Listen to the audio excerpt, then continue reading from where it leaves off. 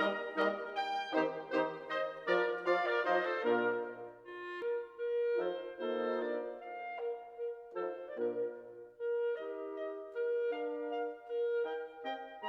the District 9 City Councilor. Today is Monday, May 16th. We are here as part of our fiscal year 17 budget review with the Inspectional Services Department. I'd like to introduce my colleagues as they arrived. To my right, Chairman of Government Ops and from South Boston, Councilor at Large Michael Flaherty. To my left, my friend from Hyde Park, District City Councilor Tim McCarthy. To my immediate left, District City Councilor Sal Martina. To my far right, Councilor at Large Anissa Sabi George. Also to my right, District City Councilor Matt O'Malley. And to my left, President and City Councilor at Large Michelle Wu. We are here, as I mentioned, to review the fiscal year 17 budget for the Inspectional Services Department as part of dockets 0525 through 0527, 0537, and 0543.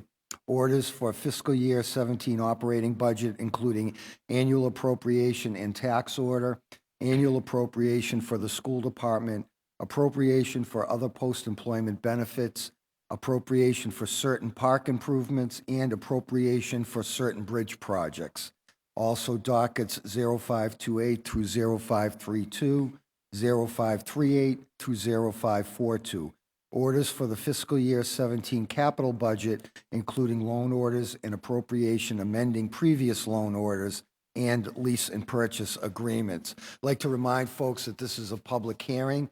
It is being recorded and broadcast both on Channel 8 Comcast and Channel 82 RCN. I'd ask everyone in the chamber to silence their electronic devices. At the conclusion of the presentation from Inspectional Services and questions and answers through my colleagues, we will take public testimony. There's a sign-in sheet to my left by the front door. We ask that you state your name, any affiliation and residence, and to keep your comments to just a few minutes so that everyone's concerns can be heard. We'll also take up to 10 people for online testimony via Google Hangouts at each hearing after in-person testimony.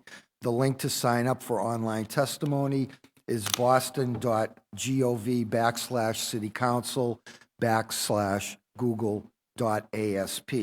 And you have to sign in for that in advance. I'd like to welcome Commissioner Buddy Christopher and his team here from ISD. And also, I'd like to acknowledge that we've been joined by Councilor Frank Baker. Thank you. Commissioner, welcome. Good morning, councilors. Thank you very much for having us. With me is Mary Morgan and Patty Nyan, who are part of our team on the management of ISD. Thank you for the opportunity to sit before you today and talk about the direction ISD is going and where we are as far as a budget point of view is. Overall, we're very happy with the successes we've had at Inspectional Services, and I can go through those in a list if you would like, or I can answer questions specifically to it. But essentially, our goal is still the same as it was when we've met with you in the past, is to improve the constituent experience at the Inspectional Services while managing that the city's plan and progress is continually kept at a reasonable rate that is both cost-effective for us from an economic stimulation point of view, as well as balancing the integrity and the importance of our neighborhood and our communities. Overall, ISD is looking for a very small increase this year. We're not asking for any additional staffing. We have seen such a great success with technology that our staff is able to maintain the inspection rates as they go forward. We feel very confident about our innovation in a number of small areas of things that make a difference at Inspectional Services. There are things like we have a queuing system at ISD now that has been installed in the past year so adults don't have to wait online. This was one of our goals last year that we were successful with, and it's working very well. Now you can fully apply for a building permit online to include the submission of drawings as well as the payment of fees that go along with that to get the process going. We've had some rather unique developments in rat and pest control with the advent of the discovery of the use of dry ice. And this is just a very small example of the way that everybody at ISD, every staff member is looking for new and innovative ways to solving old problems. So overall, we're very happy to be here and be willing to answer any questions from the council. Thank you, Commissioner. You spoke briefly about staffing levels, and I think you're staying pretty static. Yes, we are, Councilor. And I think I saw in your packet, 226, is that the staffing level, or 244? I think I saw. Staffing levels, that's 244 is the, currently we are at 226, but it's part of the, too many pieces of paper, Counselor. So I see general fund full-time positions at 244, same as FY16. Right. But then on the page previous in your packet, it has FTEs as of, or projected FTEs 226. Mm-hmm. Currently, we're working on the 226 number. The funding for it has allocated. There are some open positions at ISD that we're actively filling as we go forward. Okay. In other departments, and I don't know if you were directed to do so, many of the other departments that we've had down here have had positions budgeted for but not funded for many years, and they eliminated those positions, more true representation of their actual FTEs. Is that we have partially? one full position, an exempt position that was transferred out of inspectional services over to neighborhood services, and that's something we're working with right now. Gotcha. And I noticed in external funds, I think there was external funds that had 5 contracted positions through external funding, and now there's 0. Yes, they did away with the dependent contractors, so we Okay. no longer have them on staff. That was a citywide position from the legal department, so we no longer have dependent contracts. Okay. And then, so then under contracted services, 52,900 line, it looks like an increase of almost 50%. Actually, more than that, like 60-something% from last year. FY16 was 3. Yes. Yeah. That's one of the numbers that primarily is for microfilm, which is required for recording. What we're working towards right now is, again, this was one of the processes that we discovered early on as problematic. The electronic documents will hopefully answer that question so that by the end of this year, based on the system the way it existed at the time of filing of the budget, that's the projected cost for microfilm. It's our plan not to spend that money as we move forward with the electronic documents. What we're experiencing right now, we have about 300 applicants that have started the electronic documents. As the word gets out, the comfort level is increased. We expect that to be, greatly increased. When someone files electronically, there is no microfilm fee for public archives. Okay. So it's a number that we don't like. It's one of our largest numbers, but it's something that if the event that the electronic documents fail for some technical nuance, that's the money that would be needed to maintain our public records. Okay. So is that a vendor that does that? It's or- an outside Yes, vendor. purchasing has a contract, and we use that one. Okay. And I'm encouraged by the fact that, we have the electronic filing and electronic payments. Do you have any staff people that are actually helping people if they, some people might, have been doing it on paper for many Yes. years. They probably, We tough to put into transition. place last year a greeter, which is the first line of introduction to ISD. So when you come in, there's actually somebody that says hello, explains to you a little bit about the queuing system, that you should take a number and then just go sit and watch the large screen monitors until your number is called. And then we also have one of the head clerks at counter 1 whose job is to continually, scan the computers to make sure people are processing their information properly, or if there's somebody there that looks like they're having a problem, they do that.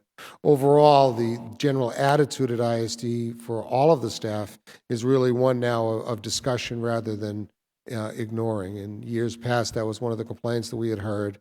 So we worked very hard to change the attitude and environment so that people now are just so much quicker to get up and help someone rather than ignore them. So more emphasis on customer service. Somebody walks Absolutely. in, what are you here for? Give them direction, give them, Yeah. As I think I explained to you last year, we have a wall now at ISD that has thank you cards on it. That never existed before.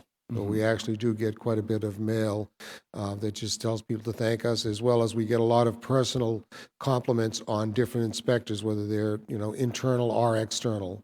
And we make sure that we make note that we respond to the person that made the compliment, as well as we include the staff member so that it goes into their file as part of they're doing their job. right. And revenue for this year, do you know how much you're projecting to generate in revenue from permits and fees and fines and such? Do I know? But I'm sure one of our staff do.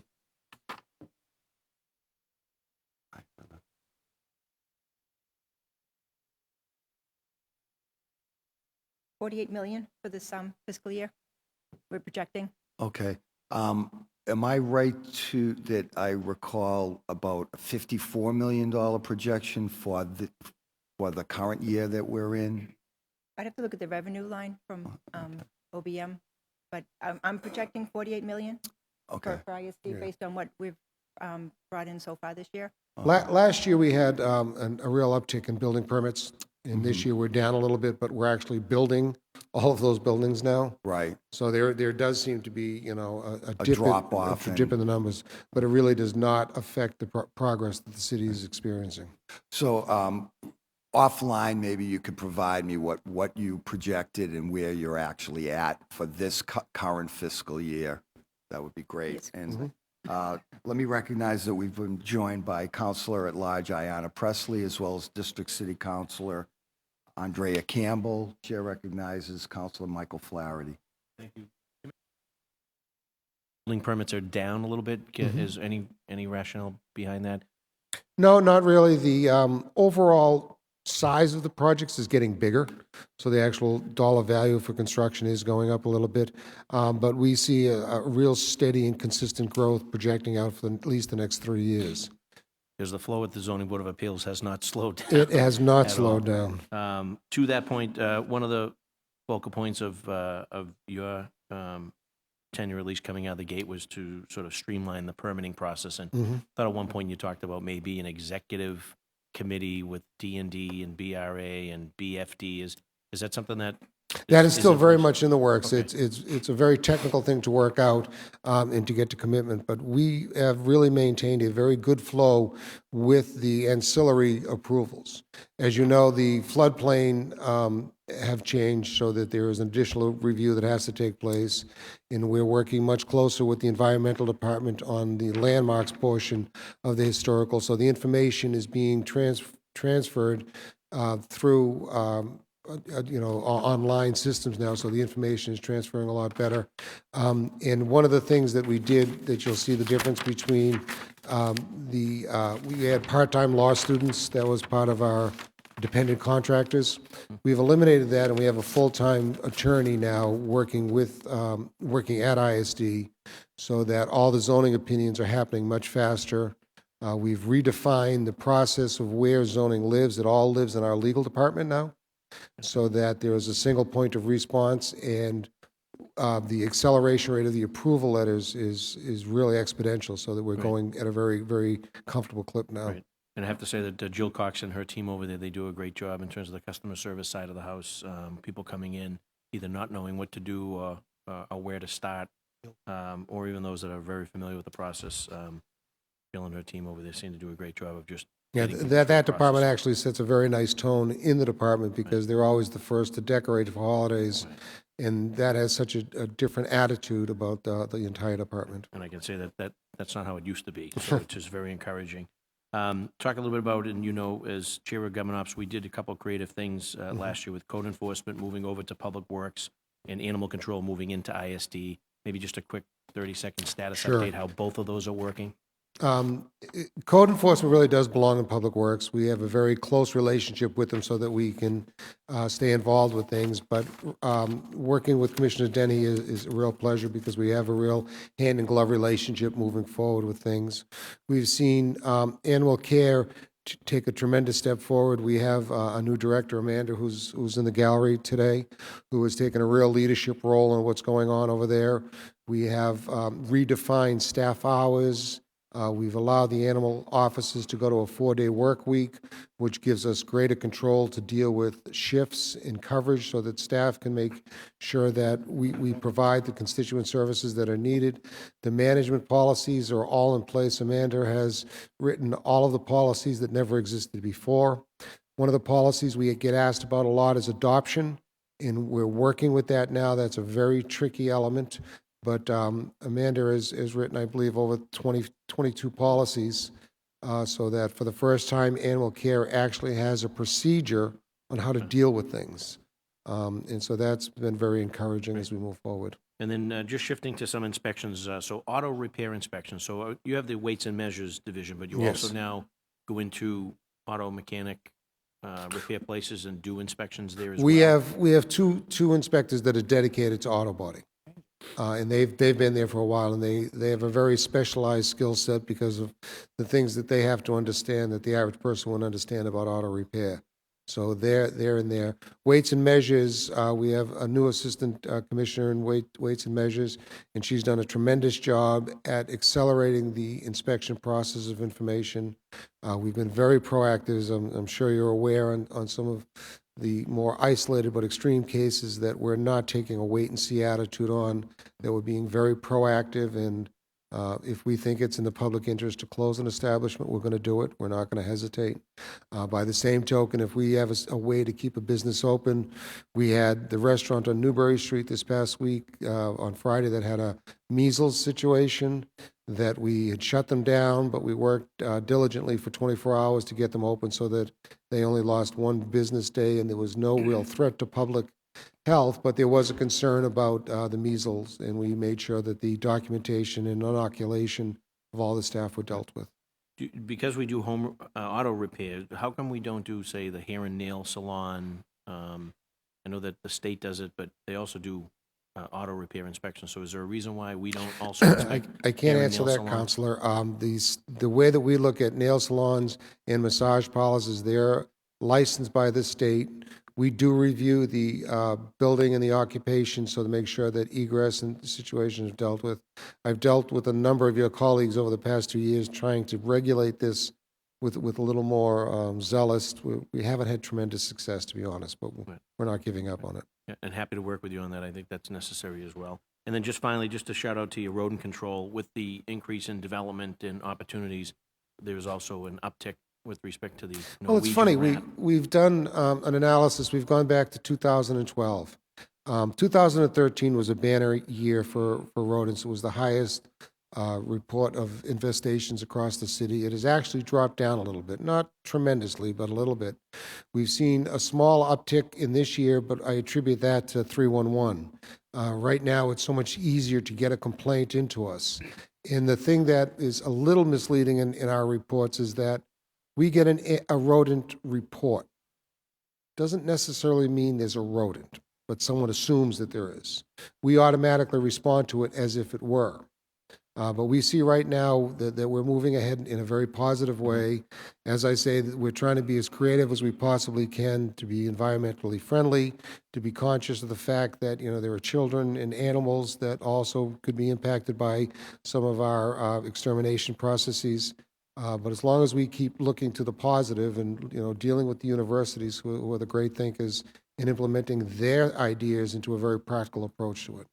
Great. I appreciate your time and attention. Again, rodent control has been super responsive anytime my staff has reached out to them.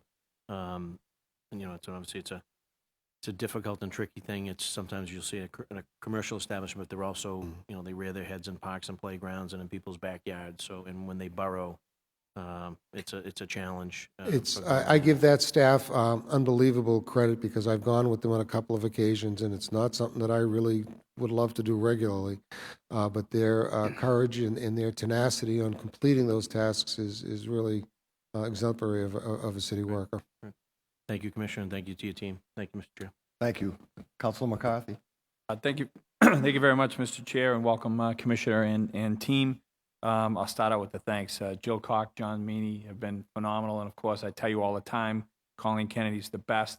I literally feel guilty about calling her as much as I do because I know I'm calling her about stuff that doesn't even pertain to her, but she knows where to send us. So I can't thank you enough for having her. No, I think that all those people you named, and there are so many other people that I can name at ISD, but the general attitude is no longer, that's not an ISD issue. We take the information, we transfer it to whatever other department that needs to be done. We've taken the mayor's words very seriously and implementing them. No, Thank you. I appreciate that, Commissioner, and I could probably go through a list of names as well, but we'll keep it there. Mayor's plan of 53,000 new units before 2030, and you briefly touched on the inspectors. We also have a lot of homeowners now wanting to stay, which is a good sign, but they also want to build out, whether it's kitchens or attics and things. Do you feel like there's going to be a need for more inspectors somewhere down the road, or are we keeping up with it? Because I think that your inspectors are going, as we always say, like full tilt boogie. They're like moving all the time, and I feel like sometimes they could use a little bit of help. Is that the case, or? Well, right now, we've been trying to monitor it very carefully because we realize that that could really hinder development if we're not able to complete the inspection process. Do some of the inspections drop through the cracks? Absolutely, and I hear from all of you on those that have not been responded to in a proper fashion, which I request that you continue to do. Right now, it appears that the electronic piece of what we're doing is really starting to work, and I know I sound like a broken record, but the tablets are making a difference. People are able to be in the field and be a lot more responsive. Currently, we're working on trying to deploy our inspectors on a geographic plane rather than a ward plane, because we're able to optimize their time more efficiently. And with the new Open Desk portal for the applications, we're getting a lot more data so that we're able to analyze what needs to be done on a far more efficient platform. So I would say right now, Council, although I always would love new staff, I try to be very financially responsible, and I think our staff are holding their own. They're working hard, there's no doubt about it. But right now, I don't see it as a negative impact that we're not increasing staff. Okay. And you brought up the inspectors, so I wanted to mention Mike Nee. He's been awesome. He does my area, and I've met with him out in the field several times, taking care of community issues, which is great. The rental inspections units, I know that ISD got involved with President Wu and I regarding language access. We certainly appreciate that as you push out more information on rental inspections, trying to encompass everybody who possibly could have that information, get that information, and we appreciate that. Have we levied fines yet for rental inspections? Yes, there has been a portion of fines that have started to go. We've roughly seen, and I have to acknowledge my Chief of Staff, Indira Alvarez, who is really leading the charge on this. We are rewriting the entire program on the rental registry program because we have found that there was some of the algorithms that were resulting information were not representing it appropriately.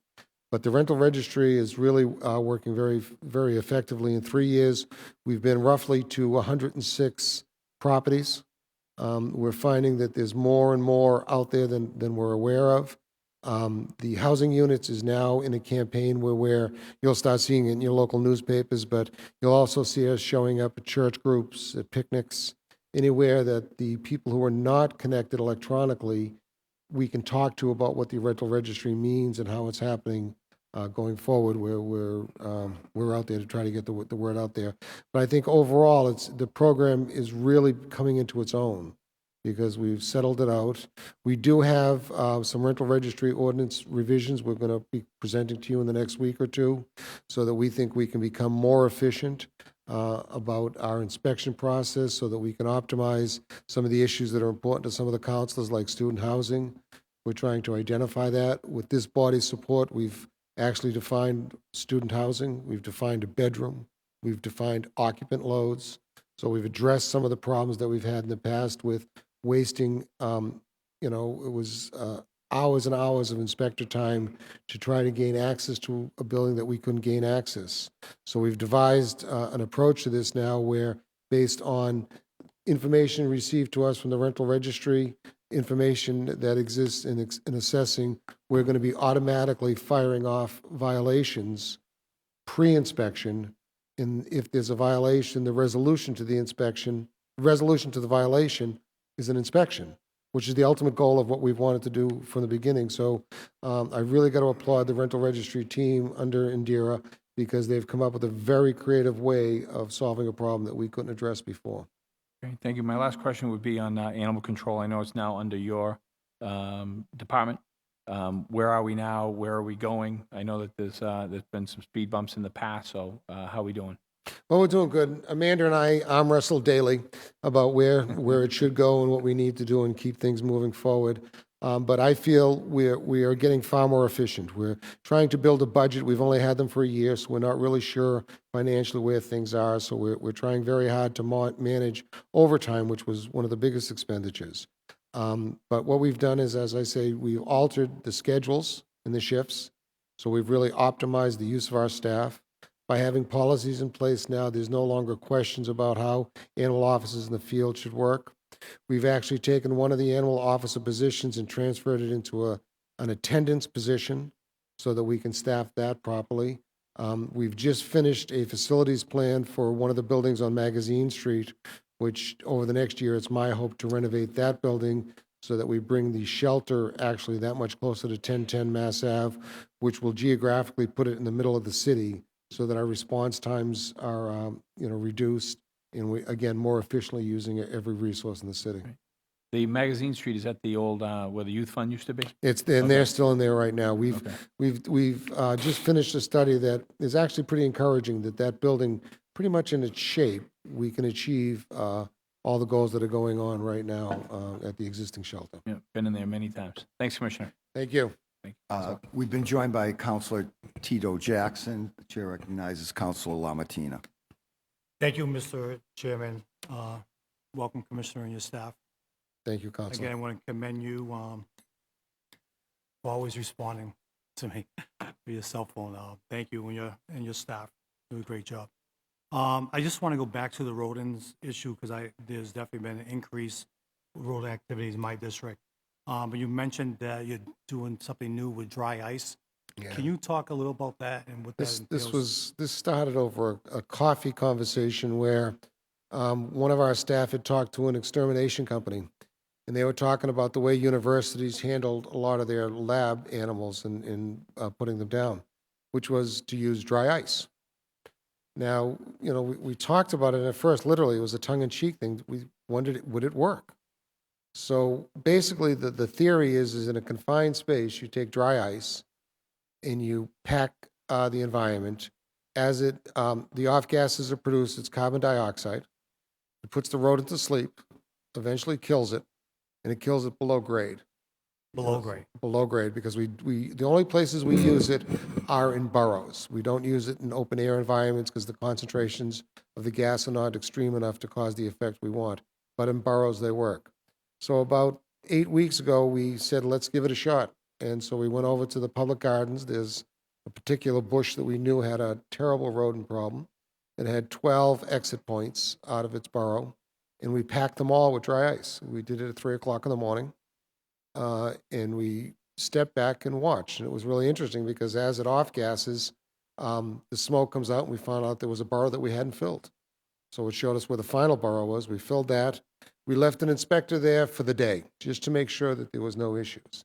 The thing about dry ice that is, in addition to killing the rat in its burrow, little children would not eat it because they go to touch it, it's going to burn their finger a little bit. Small pets will not ingest it because it has the same effect on them, which currently are poisons. We've had trouble with this in the past with animals. We waited 24 hours and went back to the burrow. Of the 12 burrows, 2 of them had been reopened. So we repacked it with ice, filled the hole again, and it hasn't come back since. So we've done it now in the common cemetery, all over the common. We've done it in a couple of ball fields. The goal, the next step, which no one really wants to volunteer for, But the next step is to excavate one of these burrows to see actually what's going on. Are we killing them in the burrow, or are they going somewhere else? I don't know the answer to that yet. I'll know within the next couple of weeks. But it's just, again, it's not the panacea of solution, but it Yeah. is definitely a tool that'll help us an awful lot. And the dry ice is much cheaper than the poison. Can you use it in sewer lines? No, because not unless there are confined spaces. It's really got to be a small space. So Commissioner, how's the Thursday Board of Appeals? Yeah. How's that working? That's tremendous. I don't know if any of us go to Thursday. I know a lot of I your haven't. staffs have been there. Yeah, We seem to see tremendous success out of it. I got to use it actually myself yeah, for a project on my own house. But it's really, it's a change in environment and attitude. The people that come there aren't stressed. They're able to expedite their process. It minimizes their expenses so they don't have to hire architects and lawyers. They can come in and talk about their project. We try to give them answers as much as we can right there. And then again, it decongests the Tuesday morning, which are the much bigger and more complicated projects that we need a lot more analysis. great. Just one thing that still concerns me, Commissioner, is the business, and I know the President will get more into details, but I still have a concern in regards to a business. They go through the whole process, and then at the end of the process, they find out that they still have to go to the fire department to get a permit. Well, we're And- trying very hard, Counselor, because we understand this. Fire department is our partner in permitting, and we work very closely to work things. We've tried a couple of pilot programs. Circus Delay is coming to Suffolk Downs right now. Mhm. And what we did with that was we had a pre-meeting very early on in the beginning. We got the drawings early enough, and we sat down in my office, in my conference room, and we went through the process with the applicant. We were able to take care of about 85% of the problems right away. So we think that this may be more of a collective way of doing it. So we're working very closely with the fire department to make that happen better. So the inspection from the fire department, is it mostly second means of egress? I know some of the materials, furniture and materials, part of that. What do they do differently? The fire department is controlled by NFPA, Yeah, all right, National Fire Protection Association, and they have requirements that are not only around smoke and flame generation based on the burn of a material, but it's also fire alarm, it's also sprinkler, and also Chapter 241, which talks about egress during construction. And that's a shared responsibility with the Inspectional Services Department. By statute, it's their approval you need in order to do that. Standpipes can only be approved by the fire department. So it affects usually much larger projects than it does smaller projects. But we're trying very hard. We had one of our inspectors go down and spend a month in the fire department to see what they do. So they're taking some of our techniques and using them, and we're using some of their techniques. So we're hoping that over the next year, we'll be able to really make that relationship a lot more smoother as we move forward. But we know there's a lot of work still to be done there. I hope so. Also, I saw that one of your goals is to request a small number of units in each housing development to be held for a short term. Yes. Can you talk a little about that? Sure. We Emergency run into housing? situations where we have to evacuate a building or for different reasons. We've had things where a fire alarm has gone off, sprinklers have gone off, wiped out the electrical system in the building. Or the other night we had a car go into somebody's porch. And one of the problems we have is some of our residents don't have the ability to relocate, instantly. So we're trying to look at it from 2 points of view. One of the ways that we're looking at it is we're trying to clarify what an owner's responsibility is in that event. A lot of them have homeowners insurance that'll cover emergency displacement. But what we're trying to do, and the goal that I'm trying to talk to public housing about, is that in every housing authority throughout the city, that there be some units that can be used for short-term rentals for a year at the most. What I find is I hate it when I have to go to Chinatown and someone has to be vacated out and I'm putting them in Hyde Park. We're taking people, we have one case where the average age of the occupants was like 95. They spoke Cantonese and they got relocated. In this case, they actually got relocated to Quincy. We're trying to avoid that. We're trying to make, it's already a horrible situation for these people. And if we can keep them relatively in their communities, it'll take a little bit of the edge off. I know East Boston, we have a lot of trouble with that because we have, a lot of gentrification taking place. And we're trying very, very hard to make sure that we minimize the impact on the residents. Working very closely with Department of Neighborhood Development and Office of Neighborhood Services as well. It's a real challenge. Whatever we could do as a council, because I think is very, very important. I was looking to do this years ago, particularly with the fire victims. And we have fire victims so if there's some place in the public housing that set aside units for a year or so, I think it's a great thing to do for the city. We're trying for that. Thank you. Thank you. Thank you. Nisa Sabi George. Today. I know that you've done a great job responding to the no heat calls. You've, I think, reached 100% of your target number for those no heat calls. Is there, and you just talked a little bit about your coordination with D&D. Can you talk a little bit more about how we as a city, because, sorry, I'm a little sort of roundabout way, with a lot of those no heat calls, many of those families can be and might be at risk for homelessness.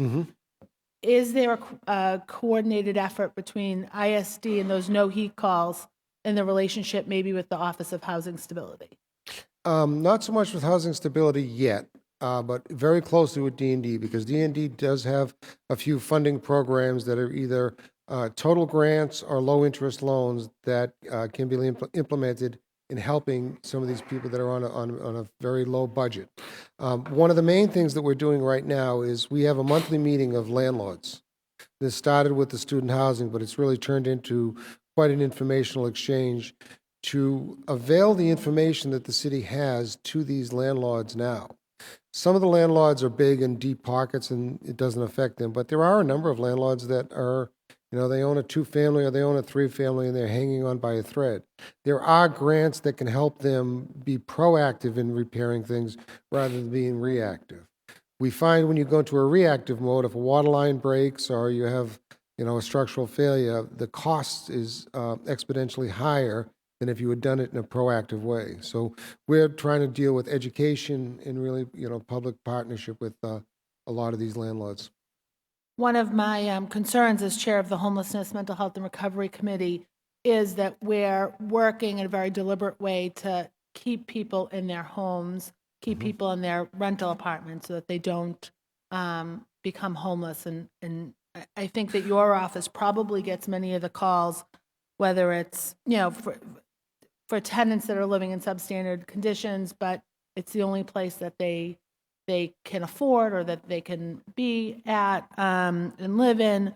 And so I'm curious about your efforts as a department to work with those families that are most at risk of becoming homeless. And these are tenants. A couple of examples. In Fields Corner just recently, there was an apartment building that had a fire on the 3rd floor.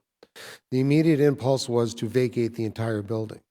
With our office, we went out and assessed the damage and where we were with the building and realized we could keep 2/3 of the people in the building without causing any compromise to the quality of their life. So we worked with them, and then we worked with Sheila in relocating people to the area as it goes forward.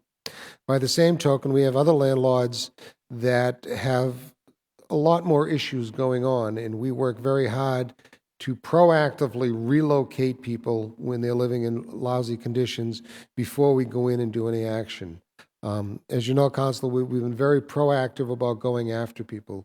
We're trying to redefine even how we bring cases to housing court so that we can put more resources into cases that we think we can be more result-oriented. Right now, the court systems are still our major stumbling block on getting reaction out of some of the landlords that will not work with us. But we do find that, the famous, landlord, I can't say his name here, but everybody knows who he is, years ago was a terrible, terrible man. But now all of his properties are registered, and he's not, the gold star landlord yet, but he's not somebody who's on my radar with a lot of violations. So a lot of public interaction in education is the way we're trying to address that, Council. Great, thank you, and thank you for that work. A follow-up question to the extermination with dry ice. What's the typical number of rats in a burrow? No idea. There's really no way to judge that. Some of them are huge. I mean, like the one that was on the Commons had 12 exits. So that's a very large borough. We don't know. We don't honestly know. Is and I it don't- dozens, hundreds? Because I know that it can get up there. I know that I've seen situations in sewer systems where there have been hundreds. The walls move when you go and disturb them. In most of these outdoor spaces, I would say they're probably more in the 10s and 20s than hundreds. I think it's important for us to look to excavate that, Yes. maybe that borough in particular, so we have a better idea of how Well, big the problem is and what effect the dry ice. We won't be able to dig process. that one up. That's the public gardens. They don't let me dig holes there. But there are some other locations that we've got that we are looking at to go in and just see what happens. Right, right. Well, thank you very much. I appreciate that. Thank you, Chairman. Thank you. Councilor O'Malley. Thank you, Mr. Chair. Commissioner Christopher, I wanted to just begin by thanking you. You are among the most responsive and attentive of all of Mayor Walsh's cabinet. If I had $1 for every late night or weekend or early morning phone call from you or your team, then I'd be able to pay for a total extermination of every rat burrow in the city. And similarly, Amanda Kennedy is doing some great work at Animal Care and Control. Chris McNally, Leo Boucher, Colleen Kennedy, of course, Lisa Coveney, Lugardi Raymond are just several names, and I could go on and on. But the relationship, and I know you've heard this from all of my colleagues, between our offices and your team has really been exemplary. And oftentimes we're talking about difficult and unpleasant situations like rats, like other things like neighborhood squabbles. So I appreciate the great work and responsiveness that you have provided under your leadership, because it is a breath of fresh air, and this did not exist for many, many years. A couple of quick questions. I was so proud to partner with you and Amanda and others in this body in passing the puppy mill bill. I know that there's some next steps that we've sort of talked about offline, so I just wanted to hear how that's been so far. Have you seen or heard of more roadside sales, which were also prevented in that? Not in big numbers, Council, but we're not done with that. My biggest concern about that are the breeders. Yeah. We're still dealing with that. We've got a couple of court cases that we're dealing with. It's a very difficult issue, and I think, to me, that's really where the animal trauma comes in, because these people are breeding dogs for all the wrong reasons. So that's something that we're really trying to go after in a very positive way. Amanda is, exhibiting great leadership in looking at other programs. We've got a couple of programs we're looking at to put on City Hall Plaza. I can't go into detail yet because the details aren't there, but the Sure. overall outline has been put together. So we see some real positive attitudes and plans from Animal Care. And right now, you cannot adopt a pet from the shelter in Rosendale, but you are hopeful that will Well, change. no, you can, and we have. In fact, some of ISD staff and city staff have adopted animals from there. We're just not there yet. We're in the process of writing a policy and a procedure. We won't move forward without policies and procedures on everything so that we have true accountability in any program. But it is one of the things that the animal care staff is continually, every time I see them, asks me to see if we can get that program going. So we are looking towards that. Well, that's that's wonderful to hear, because it is an incredibly important facet of the government, which I'm glad to see strong leadership there to make sure it's done right. Overtime line has increased slightly by under 100,000. Now, has there been any talk about? I guess perhaps the figure's too low, so I may be answering my own question. But with our Boston Police, Boston Fire, there's been real efforts by the administration to rein in overtime costs, so essentially to build in a smaller percentage into the budget, and that's it. Is that something that other departments have talked about? What we're doing is we're looking at, for example, with animal care, we're looking at what calls we should go to and we should not go to. And I'm sure we'll get a little bit pushback from the public, but there are some things that we may not respond to immediately. We may respond to it within 8 hours or within 24 hours. We're also looking at that in our health department. There are some situations where right now the plan is to go out immediately and put somebody on overtime, but we're trying to assess what makes sense in that, at the same time not compromising public safety. Okay. Just on that, have there been any exotic pets or pets that aren't allowed in the city that you've received calls on?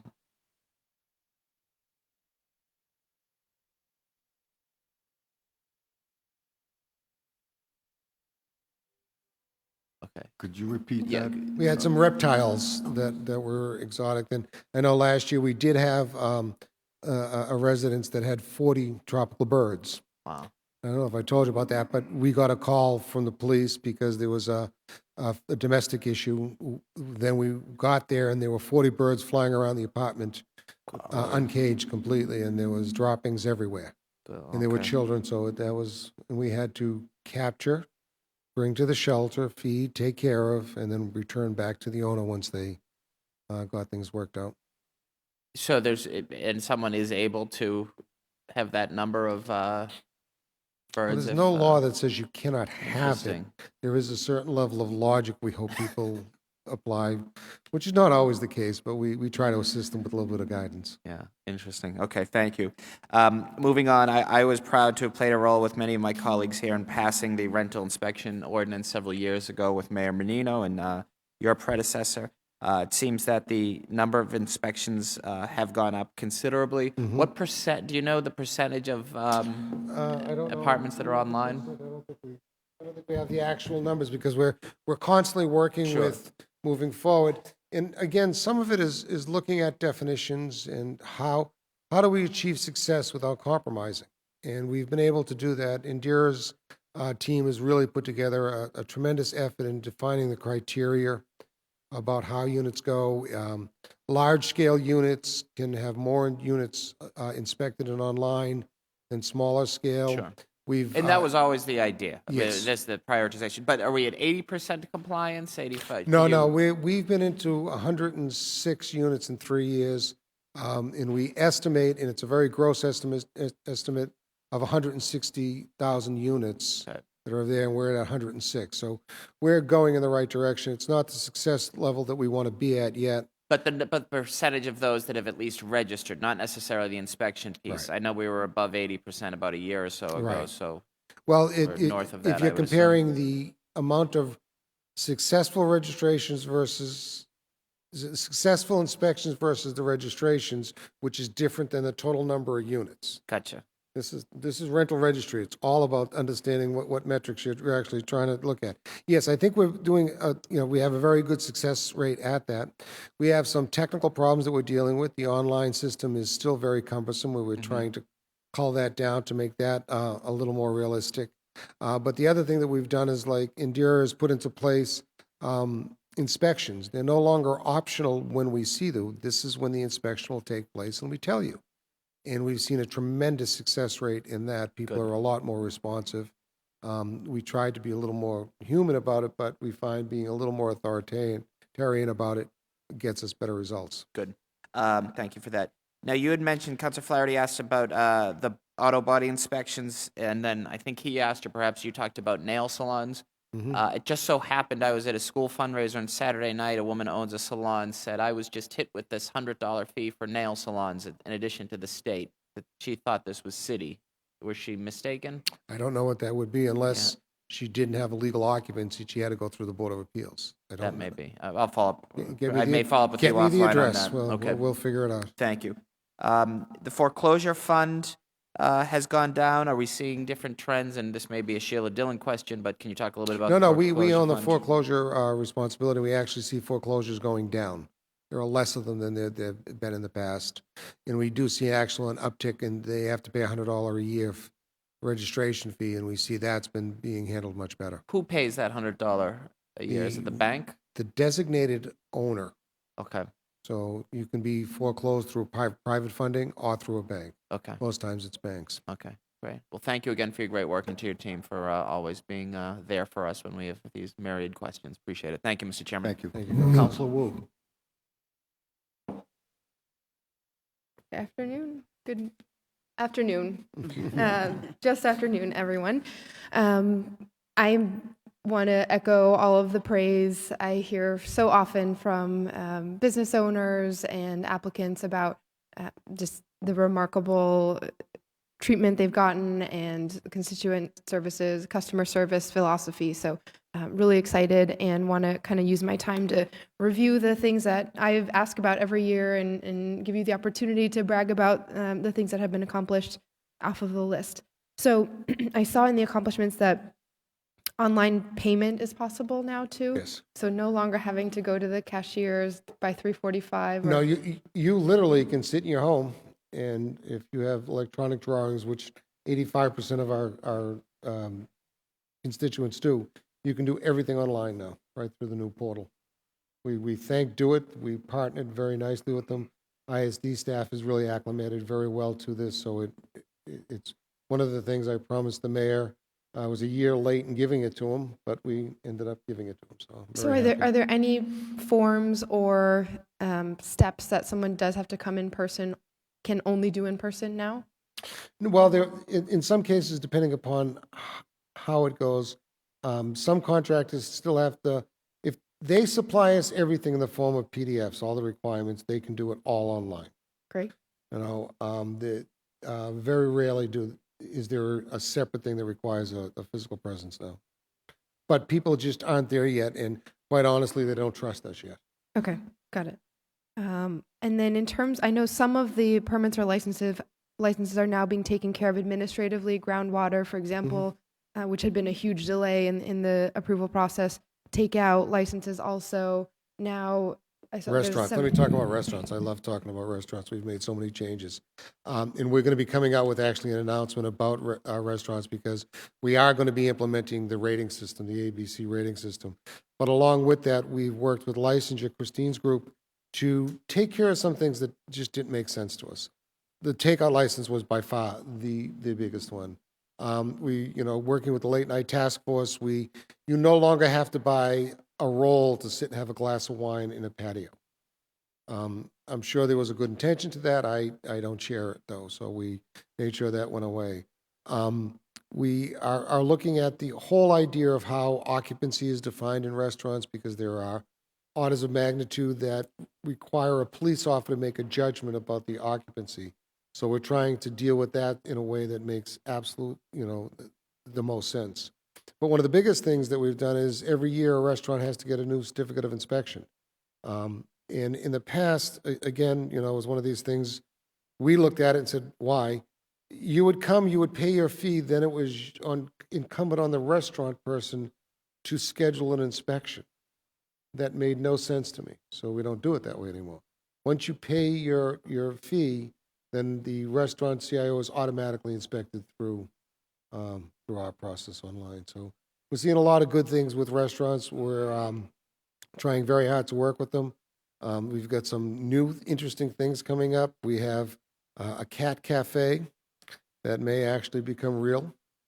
The hardest nuance with that was dealing with the health thing. So what the cat cafe and us have negotiated, don't laugh, this stuff's real. We can go back to the rat burrows conversation too, all integrated. But the thing about the cat cafe is they've partnered with a cafe outside so that the food is not prepared in the establishment. So it's an interesting thing. And if you look online, this is like an unbelievably successful business, and it's a cat adoption process. That's what the goal is. And so you can, New York and Europe, it's a very big deal. People are scheduling these things months in advance. So it's a new world that I'm learning about. Wonderful. Can you talk a little bit about the tightening the timeline around ZBA approval? Yeah, what we've done with the ZBA, we've taken care of the front end so that, the statutory requirements are met in a very timely fashion. You can go online now and see exactly where you are. But what we were having a problem with was once the Board of Appeals approved or denied the application, the legal statements weren't coming out. So we have one person who does Thursday evenings, and we have one person who does Tuesdays. So what we're able to do now is we're able to get all of the, I shouldn't say all, never say all, 85% of what we do on this Tuesday will be signed the next meeting, which is 2 weeks later. In the past, that was taking 4 to 8 weeks to get signed. Once it's signed, it's then considered noticed. So the 20-day appeal period starts at that point. That's a legal statute we can't deal with. So it's becoming a lot more predictable, and we're able to really analyze what's happening and what's not happening. So you're saying in that first 2-week period, the law department is already drafting? Yeah, or what they're we've done submitting is the drafted we've taken opinion? all of the decision-making authority into ISD and put it into our law department. Okay, In the past, it would have to go back to Corporation Counsel as to form. We've been given that authority now. great. So we're doing that internally. So within the 2 weeks, there's usually 30 to 40 opinions that have to be written. We're bringing it back in like I say, 85% of the cases, we're able to get them signed right away and get them back out into. Do most applicants still provide their own outside opinion for your law department to approve, or are you doing that in-house? Well, on Thursday nights, no, because usually there's not a lawyer involved. So our staff is doing that. On Tuesdays, we're requesting it more and more. Okay. It used to be the way it was done, Counselor, but somehow it changed. We don't know when, but we're trying to bring it back. Great. We like to get lawyers out of the process wherever possible. Yes. What about scheduling inspections? So is that all online now too? No, not online yet. What we can do is we've taken it so that you call into ISD's call center between the hours of 8 and 9 and 3 and 4. The call center will try one time to send it to the inspector themselves. If not, they then take the request for inspection. It's handed to an administrative person, and then it is scheduled through the administrative person. That's one of those bump and grinds. We still have those problems, but we're at least now have a way to analyze what's going on and what's happening and what isn't happening. So we talk to inspectors a lot more about that. Okay. Well, maybe by next year's hearing, we can see some sort of online scheduling mechanism. The ideal that I hear from business owners all the time is, can we coordinate so that all the between IS building and fire come at the same time, ideally. And the way that some other cities do it is that there's a pre-inspection where someone who's doesn't necessarily have the inspector's authority, but knows the issues, comes in and points out the issues so that there's some time to correct things. And We're doing that with restaurants now. Oh, great. Some of the larger restaurant chains have started. They have their own quality assurance people. They're being trained by our inspectors, so they do ongoing inspections, and we're finding a real success rate in that. Wonderful. Are renewals all online at this point? Restaurant renewals are, yes. Including sidewalk cafes, and even though that's outside of... Not completely, no, Okay. because a lot of those they usually either, they have a sunset clause in them that has to be addressed, or a lot of times it's questions of ownership and things that we still need validation on. Okay. But it's definitely on the screen. Okay, and then finally, 2 ideas that I wanted to float. Oh, actually, 3 things. So what about overlapping permits? Think about fire alarms or dumpsters where ISD and fire both have to do something. Is there any coordination on that? Oh, there's a great deal of coordination. We have one inspector, Tom O'Donnell, who's actually the liaison to the fire department. So he usually manages what goes back and forth with that.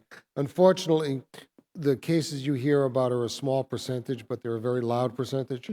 The vast majority of these things go through without a problem, but if we hear, about 15% of them that isn't being handled properly, those are the ones we try to be the most reactive to and to make things happen. Once we get more automated, fire department, their permitting is now enhanced, and so it's all really starting to gel. It's the thing that I tell everybody is the success that the Walsh administration has had in the past 3 years versus the previous 30 years is astronomical. So we're hoping as this happens, it happens in a spiral so that we increase the return. Great. And then, so finally, 2 ideas I want to get your feedback on. One on publicizing timelines. So you talked a lot about the better predictability from tightening the process. What about just putting out a dashboard of what the turnaround times are for each type of permit? I have no problem doing that at all. We do have now Where's My Permit, which is online that you can go in and you can find out exactly where it is. And to me, it's just something we have to work out with to Right. make it a public dashboard. I'm totally in favor of it. Okay. It's because the idea is that it's not just for each individual person to understand what's happening, but even before you get in the process, if you can, like right now, the RMV's website will show you how long the line is, what the wait time is. So as you're planning your business, you can know on average it's taking X amount of days for as of right versus appeals. We have an online dashboard right now that I can tell you, staff-wise, what my plans examiners are doing, how many projects they've looked at, how long they've had the project. They have certain goals that they're supposed to meet, and when I open up the dashboard every morning, the red numbers are the first ones I look at because they're not hitting their goals. And I can do that also for inspectors. I do it every 3 days. I look at the complaints, which complaints are either a combination of inspections that have been requested that haven't been done, or legitimate complaints. When that number starts becoming, more than 20, I talk to the inspectors individually and their supervisors. Great. And then finally, any thoughts on the idea of making acoustic on Main permanent? I'm trying to get different people on the record about it as I build the case. I am absolutely and totally in favor of it. I'm totally in favor of any community group that works out. The JP Porch Fest is something that we've been working with that is almost, they don't have to come in anymore. They tell us where they're going to have their events. We send our inspectors to make sure structurally they're fine. It's proved to be a tremendous, tremendous success. We're working now with special events to make all events like that a lot more realistic. We're trying to work with templates so that parade routes don't have to be analyzed every single time someone wants to do a 5K. We're trying to get routes in Southie and in JP and in Hyde Park so that people can buy into them. We're trying to get a lot of the ethnic festivals on a consistent parade route so that they can use City Hall Plaza. So that I love the fact that the Haitian community takes over the city for a day. It becomes something that is so culturally more exciting. It also brings people into the city that ordinarily have no reason to come into downtown. So there's a lot going on with special events. Working with Ken is tremendous because the volume of events that take place is unbelievable. The amount of events that take place on City Hall Plaza is absolutely amazing. So anything we can do to standardize those kinds of things, I'm very much in favor of, Councilor. Thank you very much, and thank you to your whole team. Councilor Baker.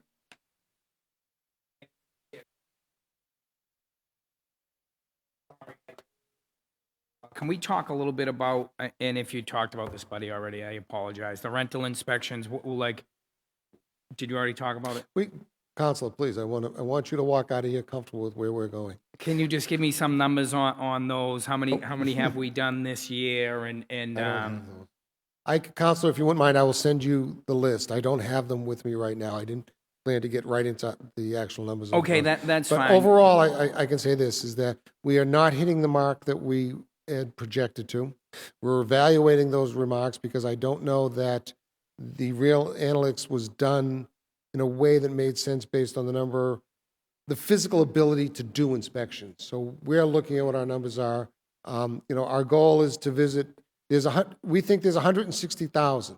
We think out of that 160,000, 120,000 are places we need to go because there are exemptions, public housing and a few others. We're not there yet. We want to hit 100 in 5 years. We want to hit each one of these. And it's going to take you 105 years? I'm afraid it might. No.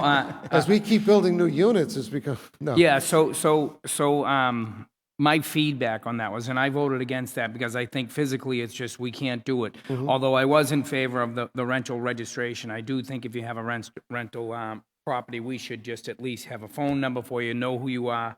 But also, I think I wanted to see that be more of a sort of inspect those properties that we know to be problems. I think, Councilor, what you're going to see is when I submit to you in the next week or so the revisions to the rental registry, I think these changes are very much in line with what you're trying to talk about here. The rental registry is a registration. The inspections is part of it, but it's not the main objective. It's first to understand the quality and character of the residential units we have in the city. As part of this, we want to add into it an identifying box that checks student housing. Do you have student housing in your registry? A lot of what we're trying to do is we're trying to use the data that we have to produce results. So in developing this data, we do prioritize where we send our inspectors. Under this new student housing thing, the only way to fix a violation is an inspection. That verbiage has never been in the ordinance before. So we're trying to push that as we go forward. And the idea is to filter through our problem properties, our public nuisance laws, the police laws, fire department complaints, and that's how we actually get our list higher on who we inspect and who we don't inspect. Okay. Do we have a sense of what's going on in the city with foreclosures? Yeah, the numbers are actually starting to drop. We have less foreclosures now than we had in the past. We still have, I think, a terrible problem with banks outside of the state. They seem to be the least responsive to us. Our legal department, Ed Coburn is the assistant commissioner there, is putting a lot of effort into trying to track down these banks and have relationships with them so that we don't have to go through this process of violations in housing court and sending out. So that's when the bank actually owns the home already. What about, do we have anybody on staff that may work with, somebody that may be in jeopardy of a foreclosure? That would more be That would be more D&D? D&D. And again, we make referrals to D&D all the time. We have had recently a number of foreclosures that were prevented because of D&D's intervention to help them with some short-term financing, which we thought was very positive. Okay. Are we having ongoing discussions? I think we're calling it, is it auxiliary housing, when we're trying to build that existing home so we can add units for aging parents? Or can you talk about that a little Sure. bit? Where are we on it? Where is zoning on it, the zoning board? And We have an ordinance that is pending right now that is going to allow people to add a unit to the existing volume of their house, which means that you can add no addition to your house, but if you can reorganize the space within the house to provide a legal unit, that's something we're looking to do a prototype for 18 months to see what the impact is and how it works. You have to be an owner-occupant. You cannot use an auxiliary house. You cannot use a garage or a carriage house. It's got to exist within your house. so if you had the ceiling height in a basement and you were able to have an entrance and an egress that you could make legal, you could turn that into a unit in the Yes, basement. absolutely. And what we're hoping is that this will address a lot of the illegal apartments, because right now we have an awful lot of them out throughout the city, and this is, some sort of a way to let them come forward without criminal intent to legalize that unit to move forward. But as I say, we want to do it on a test basis first to see what the impact is. One thing we're not requesting is additional parking. Okay. There is also some state legislation being floated right now, too, that is very consistent with the language we're talking about. The most ideal concept, if you can imagine, you take a typical three-family, and if you took the living rooms that are over each other on 3 floors and culled that out of the apartments and made that a small 3-story unit, you could take a 3-family and turn it into a 4-family without real complications to the community or the building. There are some real questions about fire protection and things like that.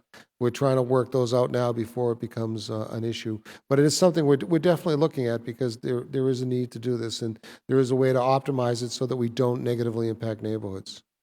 Along those lines right there, can you talk about the going from 2 units to 3 units and the mandatory sprinkling? Is that, can we talk about Sure, that we at can all? talk about- Because I think it could prohibit, it is prohibiting those extra units Yes. that can be housing people. Currently, the state building code requires that when you go from a 2-family to a 3-family, you're jumping code. You're going from the 1- and 2-family residential code into the commercial code. Commercial buildings are required to be sprinkled. So there is a problem with that. There are 3 different types of sprinkler systems. There's the standard, there's the 13R, and the 13D.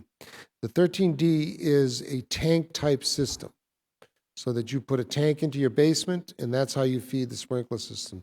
That's considerably less expensive than tying into the city's system, because you avoided the excavation and tying in system. But it's a building code issue, and NFPA supports it, so it's not something that is subjective. There is discussion about alternative methods where, like with these units I'm talking about, going to add a new unit within a building, there are ways to create firewalls and protection between the units, so that technically all you'd have to do is sprinkle the new unit. that doesn't make a lot of logical sense to me because the actual increase in cost to sprinkle the rest of the building is marginal because you still have the big ticket items, the tank, the pump, and that as you're going in, and then it just becomes one of distribution. There has been great advances in technology in sprinklers. Now we can use this system. It's called PEX. It's plastic piping. Very different, much more economical than hard piping a sprinkler system throughout a building. Just two more questions, Mr. Chair. Are we seeing any different sorts of requests for in new or rehab for SROs or communal living? Are we seeing anything like that? Nothing in the major uptick. I am working with the state right now to define finally sober houses, which is the only real congregate type living that we see that is different in coming forward. It's something that we want to support because we recognize the need and things. Right now, there is no such classification as sober housing. It would be considered lodging. So we're trying to look at that, but that's the only thing that I've really noticed. So we're not seeing any requests to build single room occupancies or like sort of communal living, big kitchen. Not that I'm couple aware of. I can check our files, but nothing notable has come up to my Okay. desk. And my last question is, if someone has an issue with a project, whatever the project is, what is their recourse if they feel that they weren't heard during the process? And do they appeal zoning board? What do they do there? This is a constant issue. ISD is responsible to notify the abutters as defined by the assessing department, and we do that. A lot of times people feel that they haven't been notified, and our records indicate that we have made every effort to do that. It becomes complicated if the process has been approved. How do they appeal that? And approve being going in front of the zoning board, Board and of they say Appeals we and moves approve forward, this. yeah. You can always have a public appeal. I get a lot of them. People challenge my authority to issue a building permit. You can start that by going to the Board of Appeals. You absolutely can do that. We've had people that have represented to us that information has been fraudulently represented to us, and then we'll take that to the Board of Appeals. And if you don't get satisfaction there, then you can take it into the court system. So there is a series of layers of appeals. So that needs to happen right after the zoning board. The zoning board of appeal decision is usually has to be called within 20 days. But the issuance of a building permit by inspectional services is an additional 45 days from the date of appeal. We just had West Roxbury Latin School, the neighbors challenged my authority to give a building permit. And I mean, it stood, our decision and appeal was set, but it was based on the date I issued the building permit, not the zoning board of appeals decision. So that all just happens through letter writing, through the zoning, to the Board of Appeals? Well, they have to come in and actually file for an appeal. Into 1010? Yes. Okay. Thank you, sir. Thank you, Counselor. Counselor Presley? I have to say, I was leafing through this and I saw a note that said Commissioner of the Day. And Yes. for a moment, I thought it said Commissioner for the Day, and I said, oh, I couldn't do that. No. So, As part of our outreach program, what we do is we have Commissioner for a Day. We try to find somebody who has done something in the community in a way that is relatively unique, and we bring them into ISD to honor them. What we've done recently is we've tied it to the holidays of the year. One of the first ones, Councilor Jackson was with us on Martin Luther King. We celebrated actually on his birthday on the Friday. And there was a gentleman, a reverend, who helped us at the shelter. Never told anybody, never said anything, just did it. So we brought him in, acknowledged him as commissioner for the day, as well as we try to bring a spokesman in to talk about what the holiday truly means. oh, wonderful. We've done that for Martin Luther King Day, we've done it for St. Patrick's Day, and we've done it for the Well, Lunar I'm Festival. encouraged to hear that. It was really just my way of saying, if it was Commissioner for a Day, I know that I could not do that. It was Sure. my way of just offering another verbal bouquet for you and your team. Thank you. The most responsive, so incredible. I want to thank you for your partnership on the amendment to the zoning code, specifically around art galleries. and making that permissible. I just wanted to check in and just see if we're all good on that and if we can be informing our constituents accordingly that in neighborhoods where this had not been, it was a forbidden use, that now we can have art galleries in more of our neighborhoods. In all of our business districts, art galleries are now allowed use. Excellent. So thank you for your partnership on that. I also just want to acknowledge again for the record and thank you for your swift response in 2 instances. Anytime I've called about needle galleries, it's very upsetting that this is a growing, trend given the epidemic of addiction. But you've always, been very quick in deploying people over. I just wanted to thank you for that, and also just ask you, do we continue to receive such calls, and should we continue? I know the mayor is also engaging mobile units, and we're considering, putting up receptacles in parks, but are these calls that you're receiving? Could you use additional support in this space? And is it your recommendation that we tell our constituents that? Oh, yeah, definitely have them call us, definitely have them use 311. We partner with the Department of Public Health, and they do have a needle pickup program. They work very closely with our environmental people. We are right now looking at putting some needle collection canisters in some key locations. We're actually starting at 1010 Mass Ave.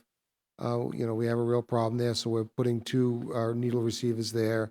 We're also looking at areas immediately across the street where some of the park problems. We don't think this is the best answer of all, but we also all recognize that too many of our children are playing in playgrounds and things where there is no other method of getting rid of the needles, so maybe we provide some receptors in some key locations to do that. By no means should it be looked at as we've given up and said this is the only way we're going to do it. But just as an interim step, the safety of our children is a top priority. So anything we can do, even in an interim step. All right, thank you. So in that vein, on the safety front, again, I just want to offer a thanks for your swift response when Councilor Jackson and I were receiving constituent complaints about the Grove Hall Stop and Shop, and your quick deploying of inspectors over there. Just wanted to just get an update on the status of the store, and moreover, since very concerned about everyone having equitable access to fresh and healthy food and clean and sanitary store conditions.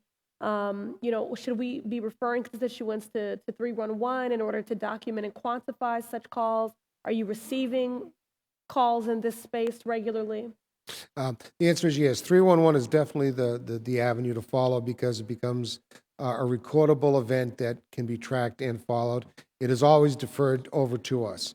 But I do promote, and your action in the community is exemplary because we've done a lot of things together that were all constituent based. The Stop and Shop was an isolated case that we've seen that was just unacceptable. And our response time to that, we hope, is going to be the same for every constituent report. Some of the things that spin out of that I really find great pleasure in is the weeks after and even to this week, I'm getting phone calls about people going into supermarkets and saying, "Oh my God, they're cleaning these supermarkets." This market, that market, everything is all of a sudden starting to go up. Part of me is very depressed that it takes an action like what we did to do it, but we're getting results. We deployed a fair amount of city resources to monitor Stop and Shop. They're becoming a better store. There's always room for improvement, but the results is really being widespread across the city, which I think is what we want to see happen. We had a similar event when we closed the Greatest American Bar. We found that there were a number of bar rooms that were in jeopardy of losing their license because of non-compliance. All of a sudden, they all got in line. So it's a little bit of theatrics and, drawing the spotlight to some of these things.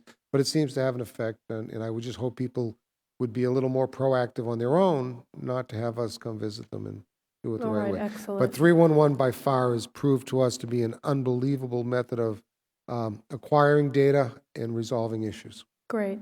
I do want to thank Councilor Wu for her line of questioning around restaurants and also her 2 suggestions, which I wholeheartedly support and think those are good. My questions mostly on rental inspection have already been asked and answered, but I did want to ask, because this does tie into both rental inspection and foreclosure, is it possible for us to map or quantify the number of blighted or abandoned properties that we have? Yes. Just thinking about that in terms of property values, safety of the neighborhood, needle galleries, et cetera. That the only thing I worry about doing things like that then starts becoming public information. And I do worry about a little bit from the security point of view.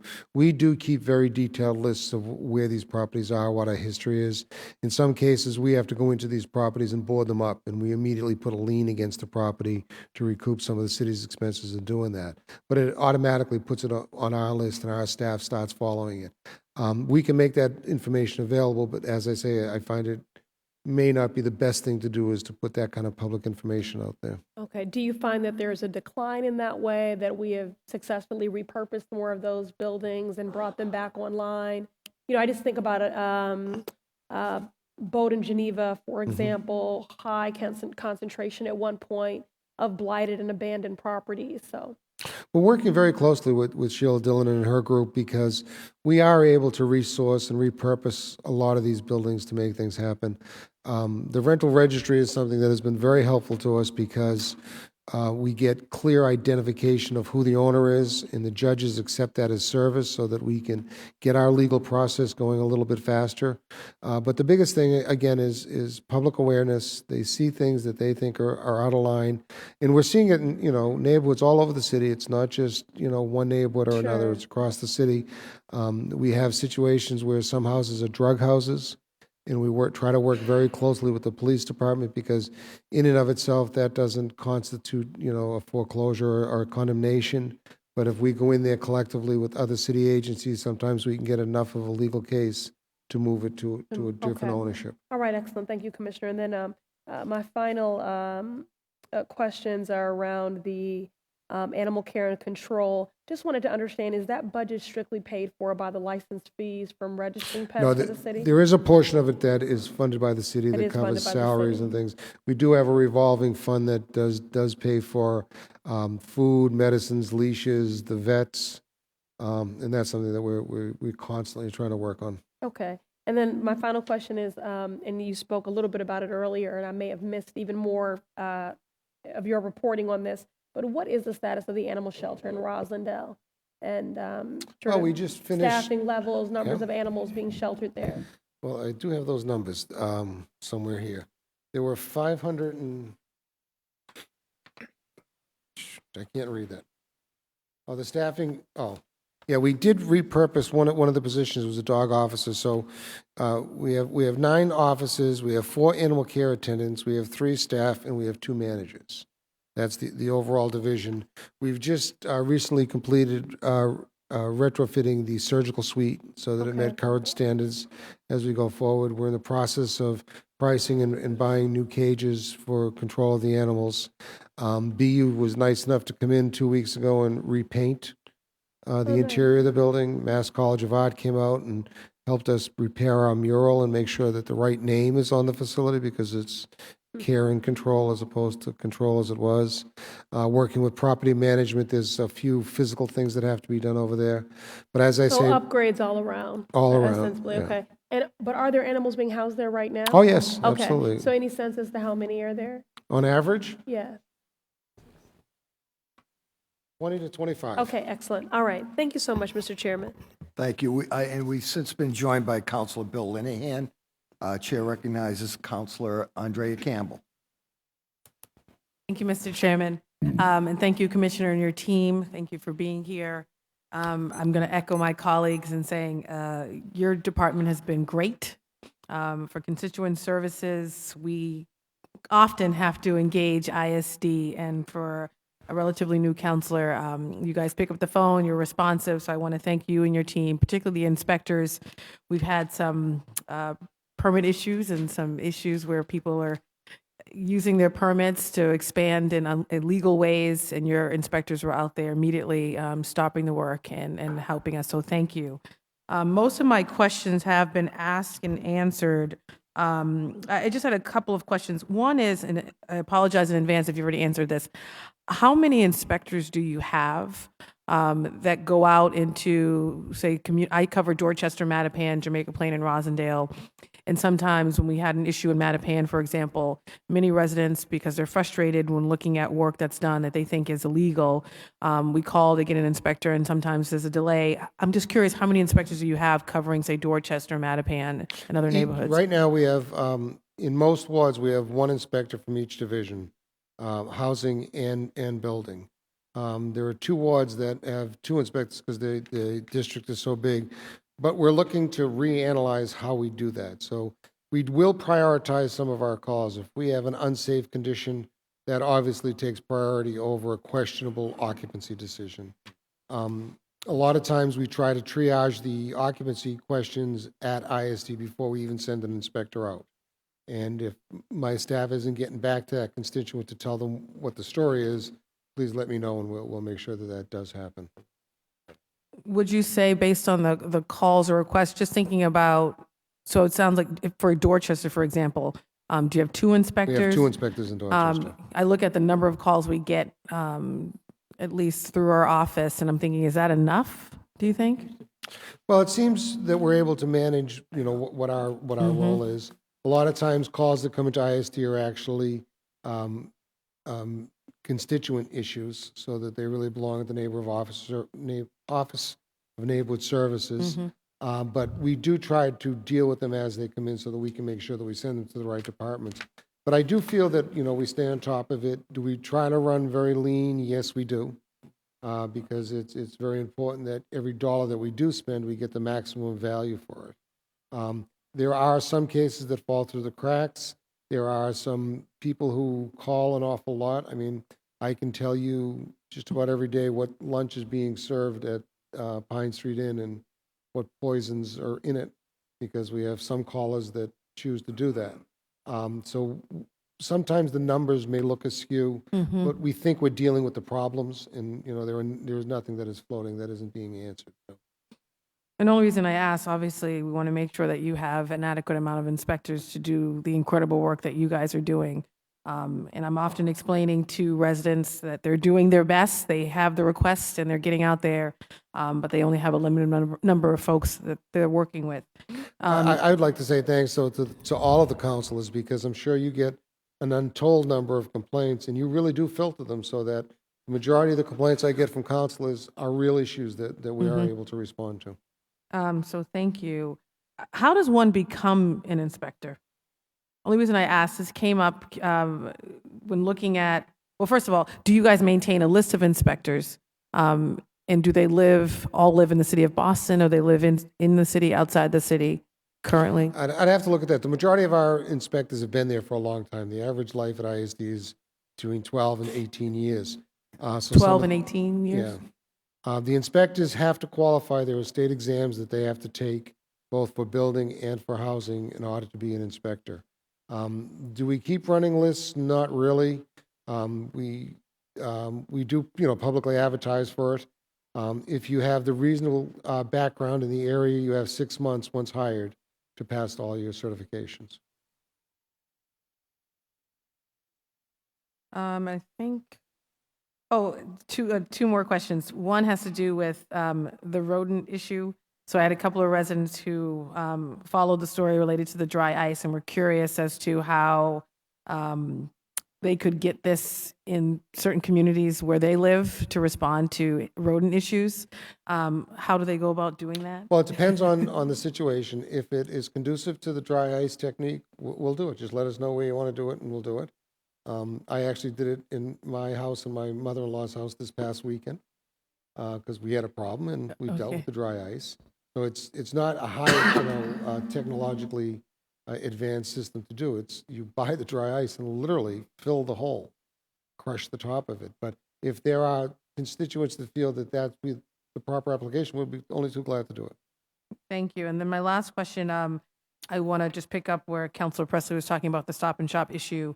Thank you for your response, but I wanted to thank you in particular for including community residents in the process. I know there are a couple of meetings and hearings following that temporary shutdown where normally the public wasn't allowed to participate, and you made exceptions because of the nature of the issue, I think, in allowing folks to come in and have their voices be heard. I would disagree with you. It's Okay. not an exception.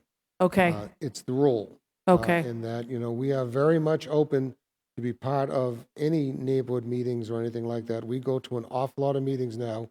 The mayor has been very, very, transparent about all of these issues have to be addressed. Commissioners are expected to go to meetings. and I see you there. I go 2 or 3 times a Yes. week. So it's not the exception. It is the way it should be. I thought it was very good that we had a meeting right after we closed. And I thought the community was wonderful because they didn't bring a bunch of extraneous sort of things that could have been done. They were talking very specifically, and that gave me an awful lot of ammunition so that when I went to resolve that issue, I knew specifically what I was looking for. So, I applaud, Councilor Presley was there, and I do think that it was really good. Tito has been very good about making sure that I know exactly what's going on in that Stop and Shop on any given day. But that's the kind of interaction that we have to have in order to make sure that we're really responding properly. Well, no, I definitely see you at the community meetings. I was always under the impression that for certain hearings related to permits or occupancy, that some of them are maybe closed doors. Some of them are, but I mean, in that case, we had the actual hearing, which is a public hearing, but, we let people observe but not participate.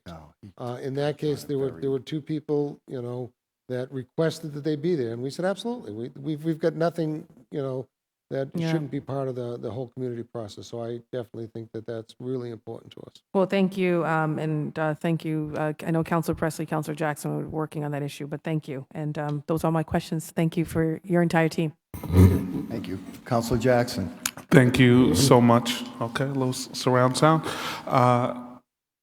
Commissioner, you have been, as noted before, the most available folk, one of the most available folks in the administration, and hopefully your wife does not mind me calling at inappropriate hours.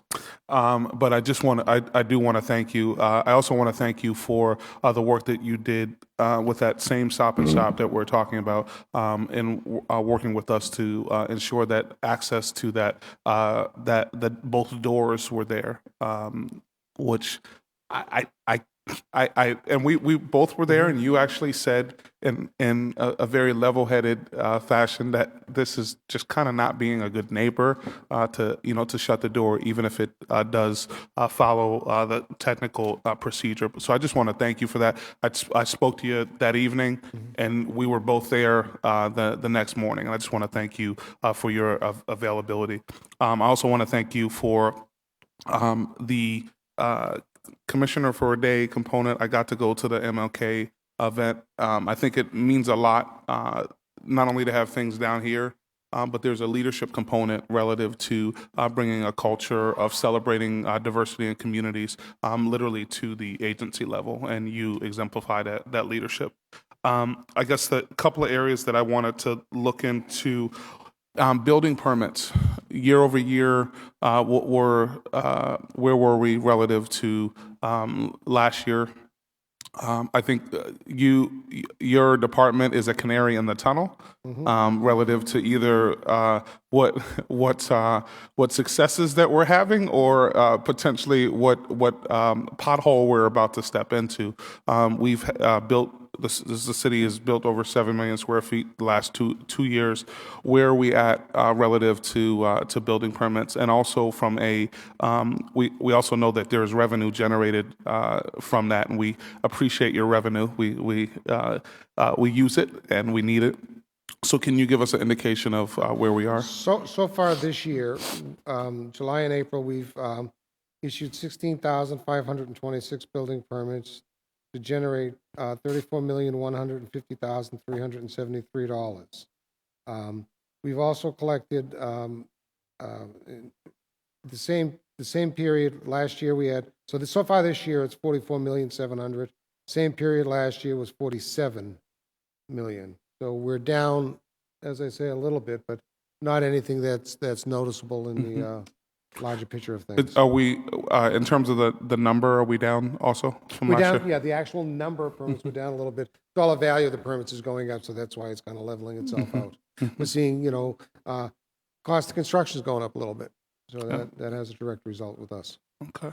So from your perch, you would say that the building side of things is actually still strong? Oh, I think Boston is economically very strong. I think that the availability of land is always going to be the issue in Boston.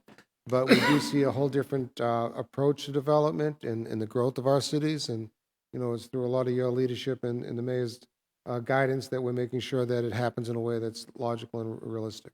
Definitely.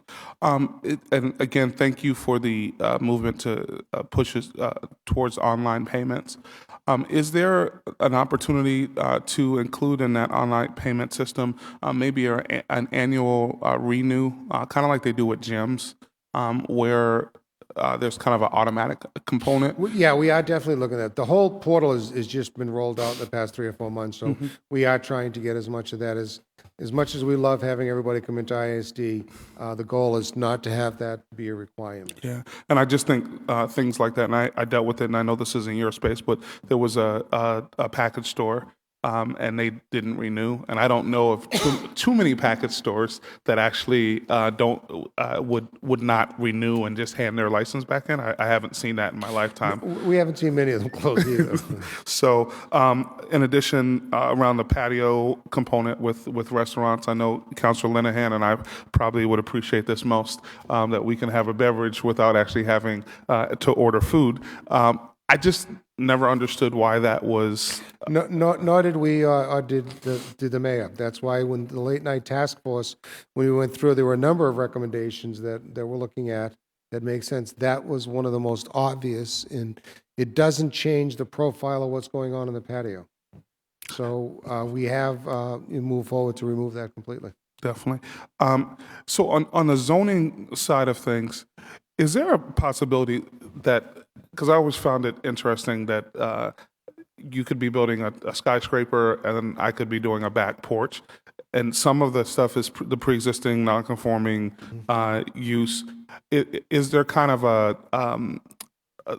expedited aspect of it for kind of the smaller projects versus the larger projects? Oh, absolutely, Councilor. The Thursday night issue, the 1 and 2 family and small business, that's absolutely the expedited route, and we try to, again, minimize. I don't think that you should be paying, $5,000 in professional and permitting fees to, rebuild your back porch. Doesn't make sense to me. So we've gotten rid, and the mayor agrees with that completely. Yeah.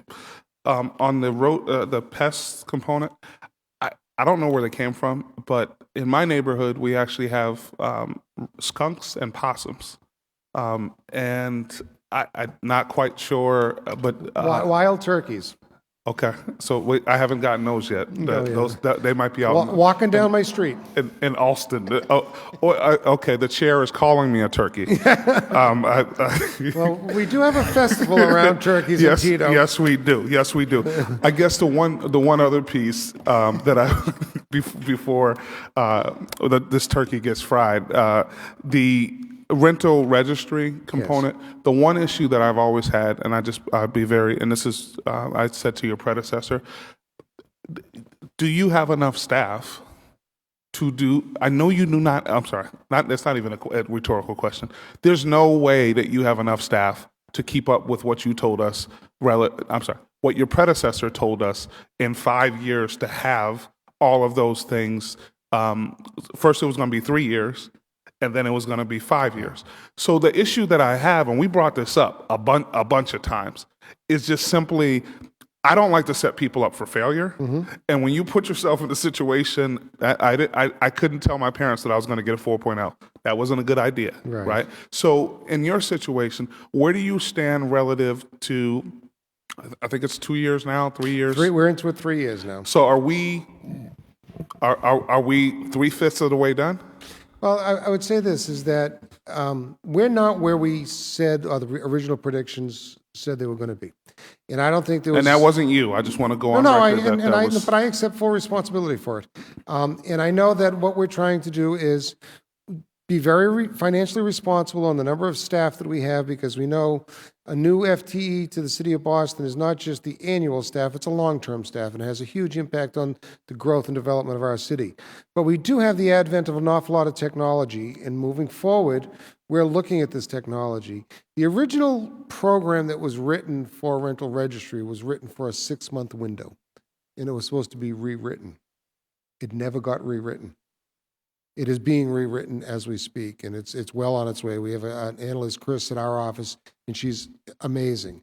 We found that there were some mathematical flaws in the program, algorithms that did not give us the results that we thought they were giving us, and we took that information as real until we sat down with, again, under Indy Alvarez's leadership. We took the program apart and started analyzing it. And one of the things happened, I asked 2 different people to give me a summary of the same criteria. And they came back with 2 different numbers. We said, wait a second, now, you don't have to be a math genius to figure out, 1 + 1 = 2 all the time. So that's when we started taking the program apart and found out there was a flaw. DeWitt stepped up right away, working with us, as partners in the process. So for the first time, ever, in the past 4 or 5 months, we now have information that we know is credible. We know it's real. So I can start making real predictions about what our staff can accomplish. I can also look at this in a way that really makes sense, that what is the objective of the rental registry? I always ask this question. My staff always gets upset with me. It's, you read the ordinance, well, it's obvious. Well, it's not obvious to me. Obvious is that the rental registry is that we needed the registration first. And that we're being very successful on. The inspections is an integral part of it, but it's much harder to achieve. But we're looking at every tool that we have to make it real. I would hope that, next year if I'm sitting here, I can explain to you exactly what the numbers are and what they represent. But for the first time, I'm really comfortable with the data that we have, that we're moving forward. And I can't answer yet, Council, whether I have enough staff to achieve it. Well, I'll answer that for you. No. So, or were the original expectations unrealistic? And that's what I am leaning towards at the yes, moment. no, and yes, because there was no way with what we were promised, and again, Councilor Linehan was president at the time, and he said he's actually one of the ones who orchestrated going from 3 years to 5 years, because he just said that it is an impossibility that would actually happen. And again, I to your point around what the objective was, I wasn't ever quite sure about that objective. Hopefully, it was the safety component. The one thing I would note, is that your budget is going up 2.34%.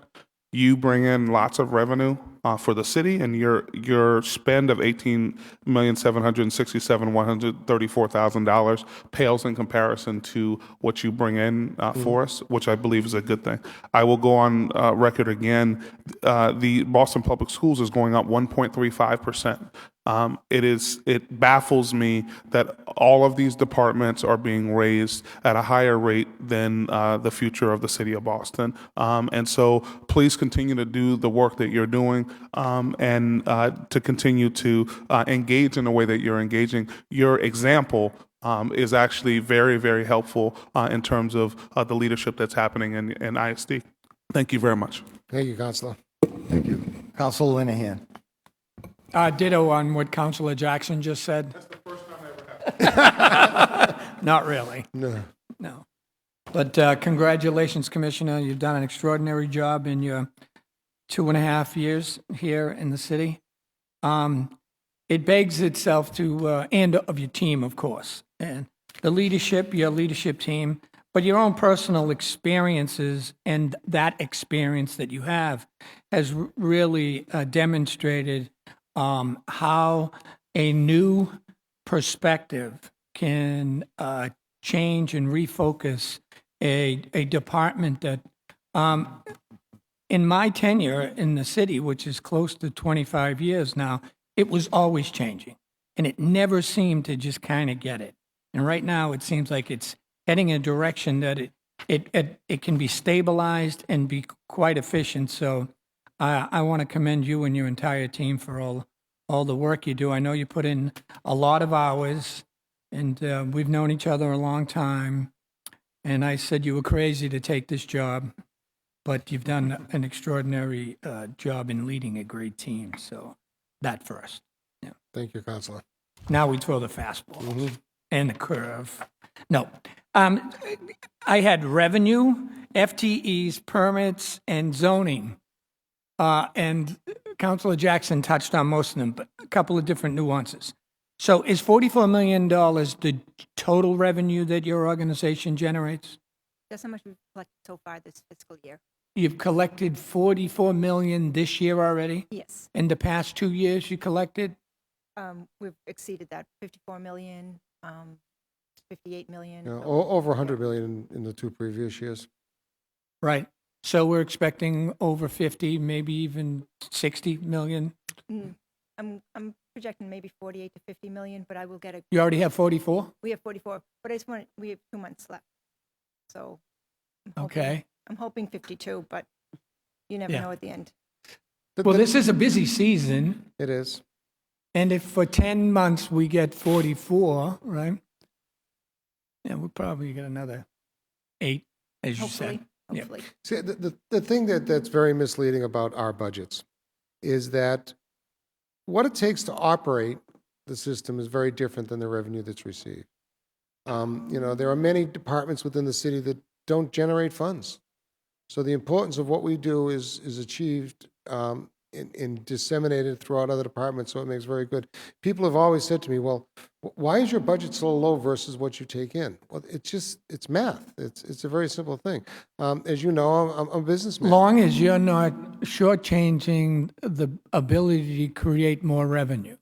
No, and we're not. That's one of the things that we look at all the time. We work with, the Treasury Department and make sure that we're not missing anything. Okay. We just went through. Or that you're making mistakes because you don't have enough people. I feel so comfortable with the success rate of my department. I'm the biggest cheerleader of ISD, but I believe it. I truly believe it. We did find that there was one permit that was, in my opinion, being misrepresented, which was the after-hours permit.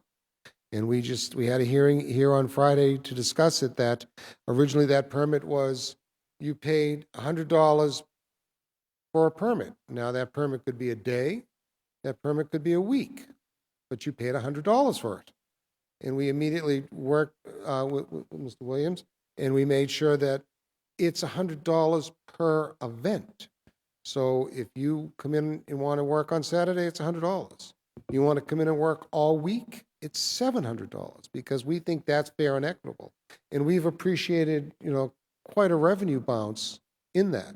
Right. We've looked at building permit fees and things like that, and there are certain laws and numbers that we have to produce in order to substantiate what we charge for those fees.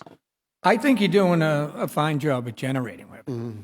I just want to make sure from your experienced position that we're not, missing potential revenue because we don't have enough people to do the work, or that we're making mistakes. And based on your 2.5 years so far, you don't seem to be making a lot of mistakes. It all seems to be going pretty well.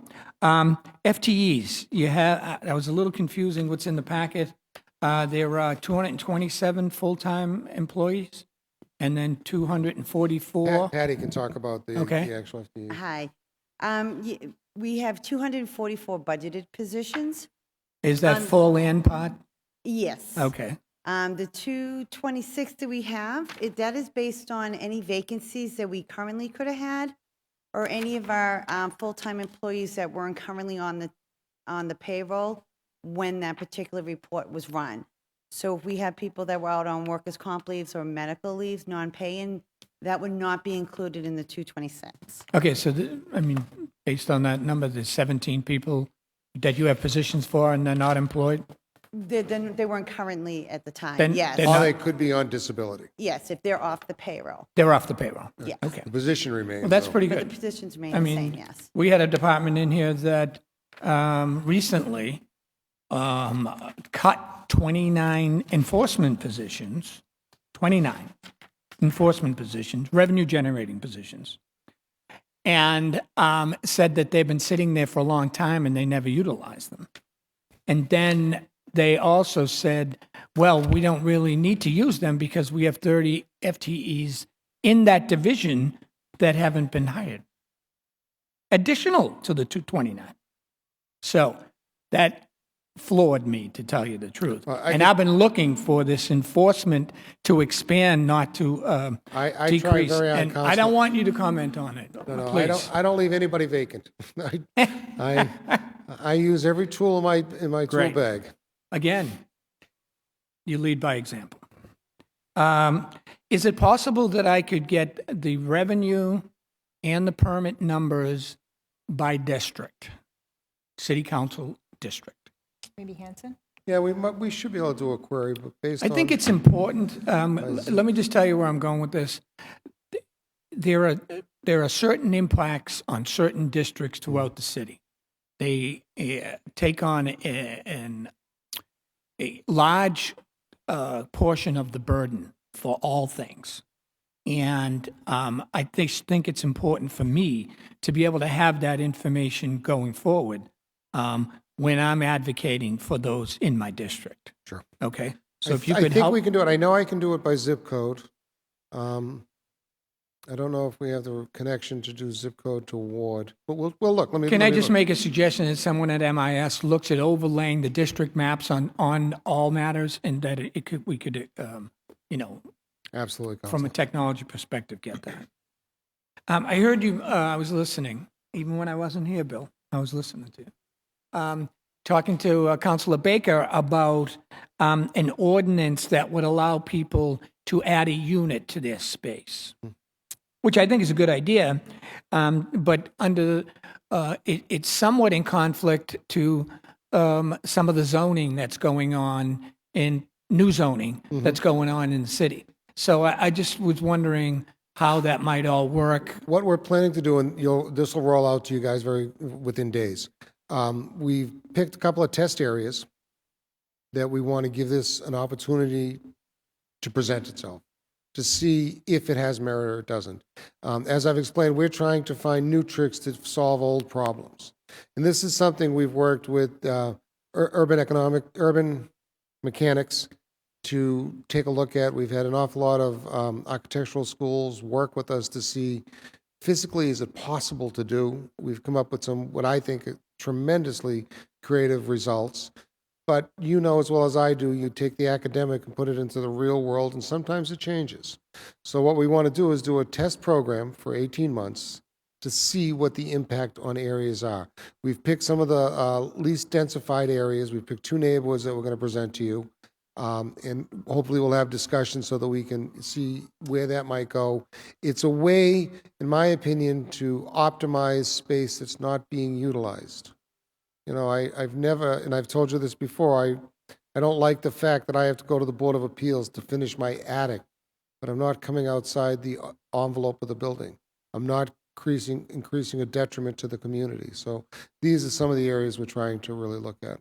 And if it means sometimes allowing somebody to have a little more space so they stay in the city, I think that's money well spent. Yeah, no. I mean, there's an inherent conflict in it.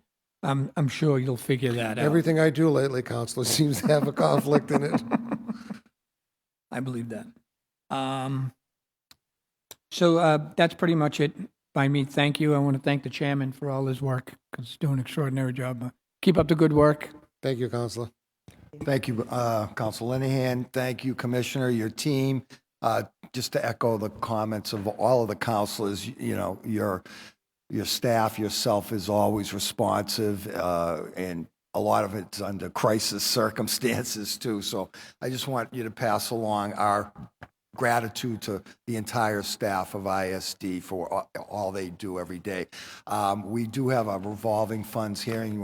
We'll reconvene in a few minutes. But the fiscal year 17 ISD budget review is adjourned. Thank you.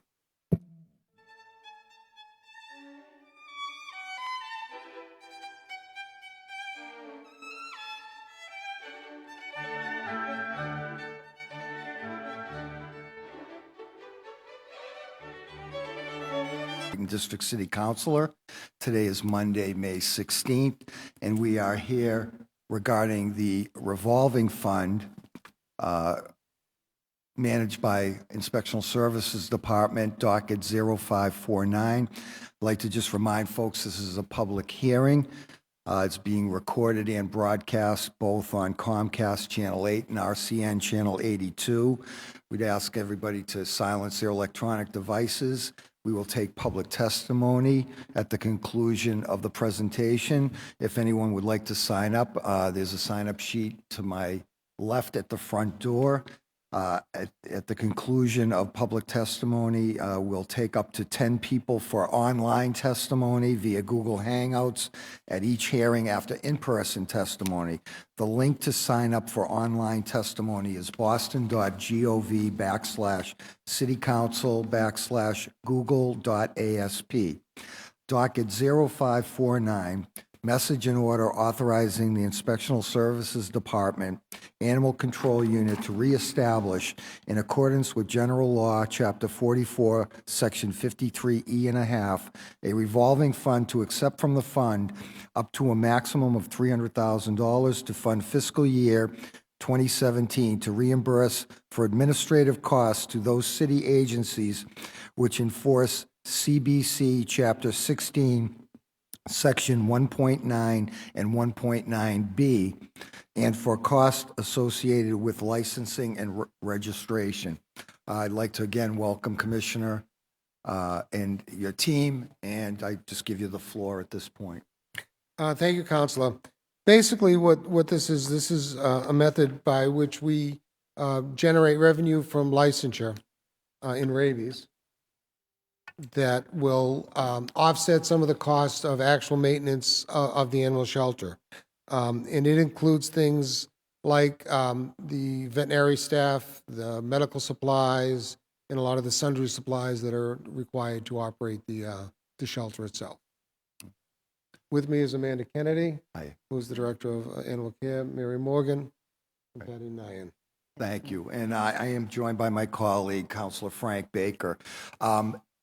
Can you tell me how the revenue, again, is generated for this fund? Through dog licensing and our rabies clinics, all of our rabies shots, but primarily our rabies clinics. We go on the road with our rabies clinic, Amanda does. So all of the dog licensing fees paid by consumers go into this fund? Yes. How many dog licenses are issued on a typical year, I guess? Last year was 85,551. Wow. That's revenue. Oh, I'm sorry. That's revenue. That's, okay. Last year was I'm sorry. 8,527 last year. This year, so far, is 6,629. And does one have to register their animal every year? Yes. Every year, okay. Why do you think there's a huge drop-off at this, or just 2 more months, or? 2 more months will make a difference. We're coming into the good weather, and this is when Right. we get a good uptick. Okay. Let me recognize Council Baker for any questions. Yeah, just a couple quick sure. questions for Amanda. How are you today, Amanda? Very well, thank you.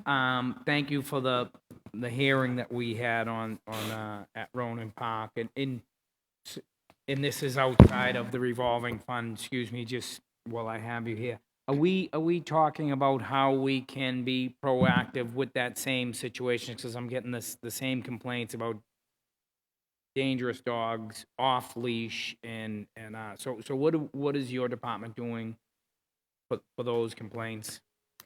So currently, we are deploying officers as available when not responding to emergency calls to various parks, primarily driven by complaint. So if we're seeing an uptick in a certain area, we will dispatch officers to do patrols there.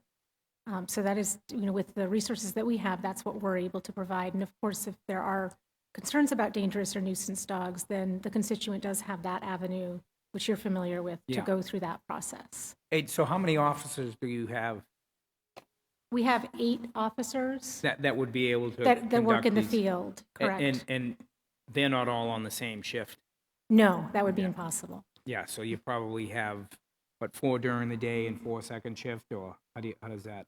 Do you have a second shift, or is it We- all? We actually are running 3 shifts because we try to provide services for the longest period of time possible. Yeah. So, if we're fully staffed, we're running from 6 a.m. until 11:45 p.m.